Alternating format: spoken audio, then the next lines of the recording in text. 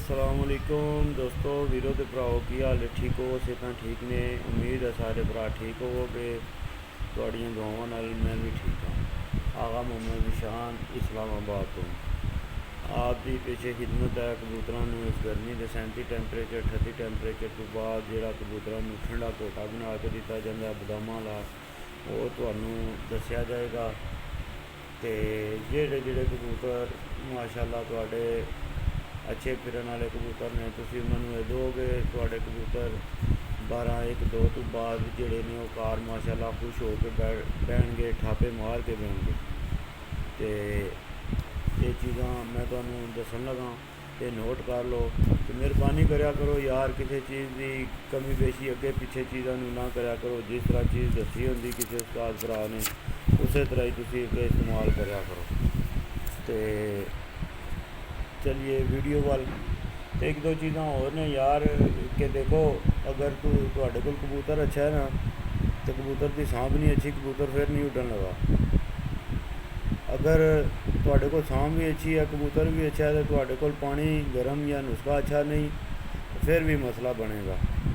तो इस गल्ले ये पूरी टीम बनती है। अच्छा कबूतर, अच्छा उस्ताद और अच्छा नुस्खा, अच्छी सांभ, ये 3 4 चीज़ां होणगियां तो फिर उहदे बाद जाके तुहाडा कबूतर उड़ेगा। तो तुहानू हुण दसने आ घोटा जिहड़ा तुसीं पियाना है 37 38 टैंपरेचर तो बाद कबूतरां नू। ये तो घोटा इस तरह पियाना है कि अज की फिरत लईए, सुबह डक परसों की फिरत लईए, तो कबूतर जदों दूसरी फिरत उड़ के आवन एक डक तो बाद वो तीसरा दिन हो जाएगा। तीसरे दिन जदों कबूतर उड़ के आवणगे उस रात में सुबह तुसीं जनाब मन 3 3:30 4 बजे नाल ये चीज़ां जिहड़ियां मैं तुहानू दसन लगा ये लै लवेओ। लैके घोट के तो कबूतरां नू ये पानी तुसीं पिया के 5 5:30 बजे नाल जाले चाड़ दिओ। जिउं ही हल्की हल्की धुप्प लगनी शुरू होवे कबूतरां नू ला के खुडे छोड़ दो। तो जिस दिन ये घोटा पियाना है उस दिन कबूतरां नू तुसीं हल्का फुल्का गर्म पानी नाल गर्म कर लेना। ठीक हो गया वीरो दोस्तों भराओ। तो चलो आओ चलने अपने टॉपिक वाल। कबूतरों के लिए घोटा, गर्मी में घोटा जो देना है कबूतरों को वो। तो भरावो सब तो पहले नंबर पर तुसीं लैने ने, अल्लाह तुहाडा भला करे, 21 दाने सौंफ दे, सब्ज़ इलायची 2 अदद, तबाशीर नुकरा चने बराबर, अनार दाने दे 21 दाने, सफ़ैद ज़ीरे दे 21 दाने, गुलाब दियाँ पत्तियाँ 7, बदाम 7 गिले करके 3 4 घंटे पहला उन्होंने बदामों के छिलके उतार के 7 बदाम लै लेने ने, तो 7 ही दाने दरेशक के लै लेने ने। तो वीरो भरावो घोटा जिहड़ा है 37 टैंपरेचर तो बाद है, 37 टैंपरेचर तो पहला नहीं देना, कबूतर ठंडे हो जाएंगे। तो इन्हां तुसीं सारियां चीज़ां नूं जिहड़ा बदाम दरेशक गुलाब दियाँ पत्तियाँ इन्हां सारियां चीज़ां नूं पहला बदाम रगड़ लेने ने, फिर दरेशक विच पा लेनी है वो रगड़ लेनी है, फिर बाद गुलाब दियाँ पत्तियाँ सफ़ैद ज़ीरा नार दाना तबाशीर सब्ज़ इलायची तो सौंफ, ये सारियां चीज़ां जिहड़ियां ने ये तुसीं पा लेनियां ने।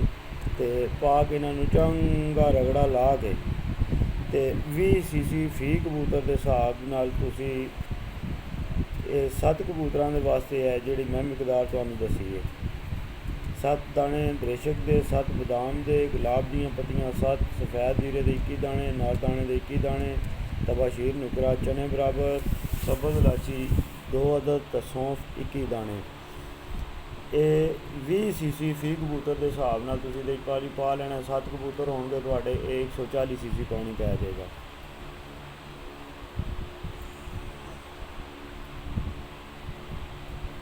और जिन्हां कबूतरां की फड़क लैनी है उन्होंने दवाल मिर्च जिहड़ी है काली मिर्च बराबर गोली दो। तो दूसरी जिहड़ी एक मजून तुहानू मैं चाड़ांगा 200 काली मिर्च वाली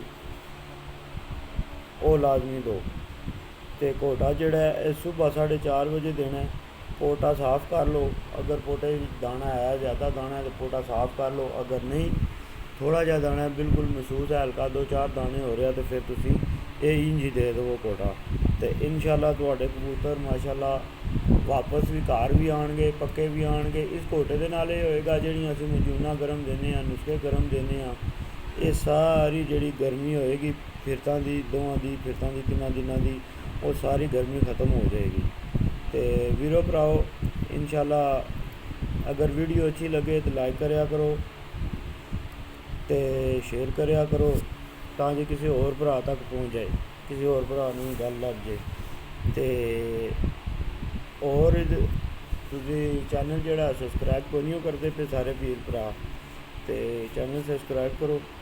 अल्लाह पाक सलामत रखे तुहानूं ते नवीं नवीं चीज़ां इंशाल्लाह जिहड़ा कबूतरबाजी भी जिहड़ी हुण बहुत फास्ट हो गई कबूतरबाजी, ਉਹਦੇ ਤੁਹਾਨੂੰ ਦੱਸਾਂਗੇ। देसी तो मेडिसन सारा कुछ मिक्स दसांगे ਤੁਹਾਨੂੰ, कबूतरां दे ठंडे पानी गर्म पानी इंशाल्लाह सब कुछ ਤੁਹਾਨੂੰ दसांगे। तो ठीक है दोस्तों वीरो भराओ, वीडियो अच्छी लगे लाइक करो, शेयर करो, कमेंट करो, तो जिहड़ी कोई गल नहीं समझ आती वो कमेंट करके पूछ लो।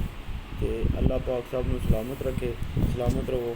पाकिस्तान जिंदाबाद, पाइंदाबाद।